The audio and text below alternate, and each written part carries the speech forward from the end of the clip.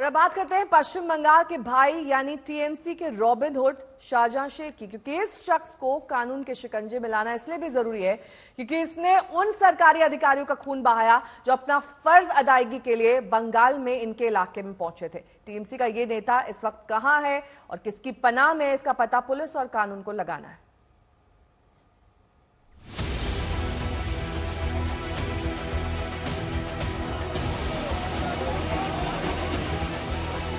सरकारी महकमे और खास तौर पर इन्फोर्समेंट डायरेक्टरेट की टीम पर हुए हमले की तस्वीरें शायद ही कोई भूल सके।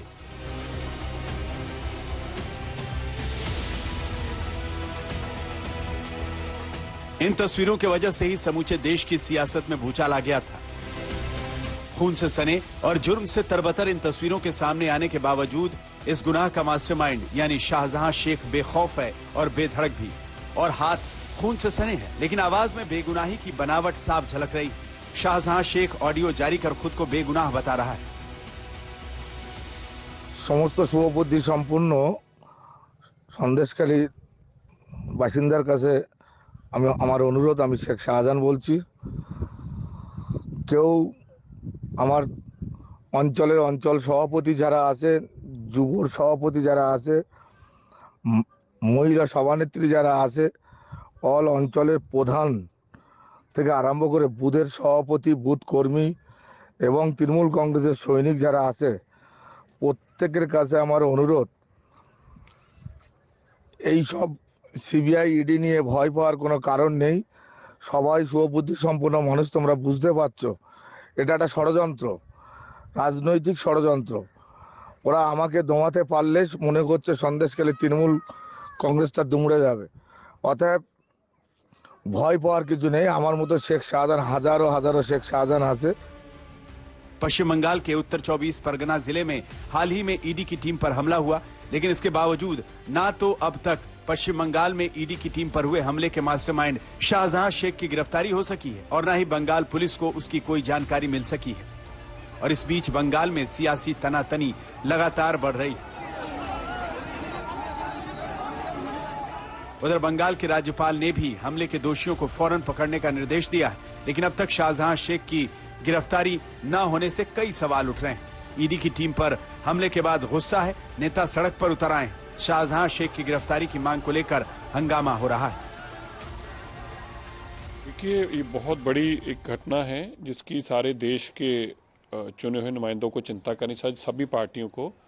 अगर इस तरह फेडरल सिस्टम में होगा कि आप लूटेंगे भी, ईडी आपको पूछेगी भी नहीं, और पूछेगी तो आप उसके ऊपर हमला कर देंगे, सीआरपीएफ के ऊपर या पैरामिलिट्री फोर्सेस के ऊपर हमला करेंगे। और अब ये जो शख्स है ये भगौड़ा है, ईडी इसको अरेस्ट करना चाहती। क्यों करना चाहती? क्योंकि दंगे फसाद करा के ईडी को भगाने की कोशिश की। मुझे लगता है देश के अंदर स्वाय ममता जी के स्टेट में जिस तरह की ममता जी गुंडागर्दी करा रही हैं, ये देश में कहीं ऐसा ना कभी सुना है ना देखा है। पश्चिम बंगाल में ईडी राशन घोटाले के आरोपियों पर शिकंजा कस रही है और ईडी टीम पर हमले के बाद यहां नई सियासी लड़ाई छिड़ गई है।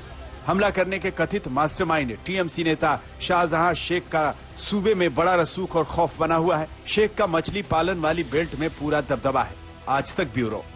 सवाल ये उठता है कि आखिर कौन है ये शाहजहां शेख? बांग्लादेश की सीमा से लगे इलाकों में आखिर इसका इतना रसूख कैसे बढ़ गया? कैसे इस माफिया ने अपना सियासी रसूख इतना बढ़ा लिया कि ये अब कानून को भी बड़ी आसानी से ठेंगा दिखाने लगता है?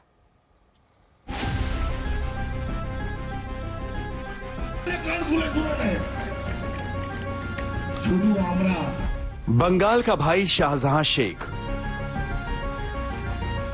मछली पालकों के बीच माफिया, खुद को कहता है टीएमसी का रॉबिन हुड।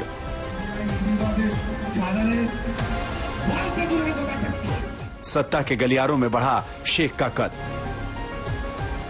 पश्चिम बंगाल के राज्यपाल सीवी आनंद बोस ने जब इस हिंसा के बाद जो कहा था उसे देश ने सुना। राज्य सरकार की ड्यूटी बर्बरता को खत्म करना है। साथ ही साथ उन्होंने ये भी कहा कि पश्चिम बंगाल बनाना रिपब्लिक नहीं है। सवाल उठता है कि आखिर ये शाहजहां शेख है कौन और क्यों उसका रसूख इतना ज्यादा है कि बंगाल की सत्ताधारी पार्टी उसे बचाने पर आमादा है।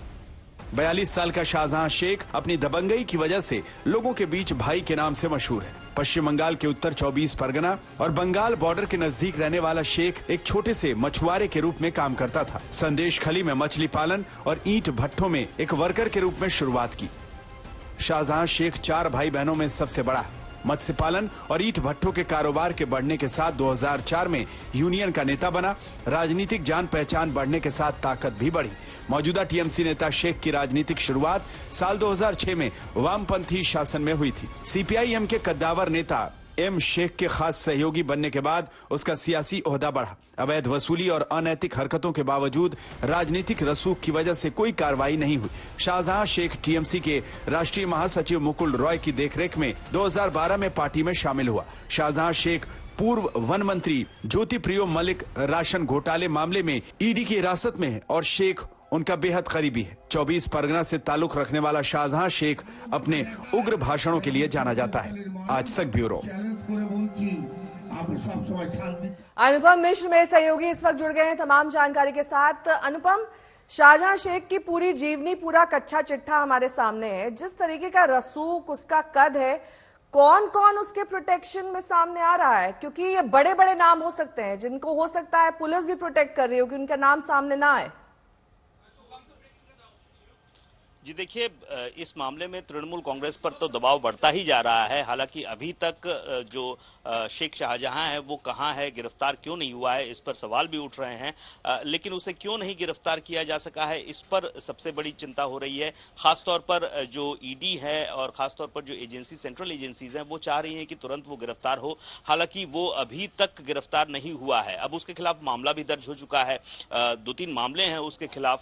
पश्चिम बंगाल पुलिस की ओर से कहा जा रहा है, ऑफिशियली आधिकारिक तौर पर तो कुछ नहीं कहा जा रहा है, लेकिन अनऑफिशियली कहा जा रहा है कि हम खोज रहे हैं। लेकिन वो जो इलाका है, वो इलाका एकदम बांग्लादेश बॉर्डर के किनारे का इलाका है। यानी कि मतलब यहाँ जहां पर उसका घर है उसके करीब ही बांग्लादेश बॉर्डर है। तो ये भी संभावना जताई जा रही है कि हो सकता है वो उस पार चला गया है। इससे पहले भी ऐसी संभावना जताई गई थी जब 2018 कई संभावनाएं सामने आ रही है। यहाँ पर सबसे ज्यादा संभावना ये है कि वो बांग्लादेश हो सकता है छुपकर बैठ गया हो।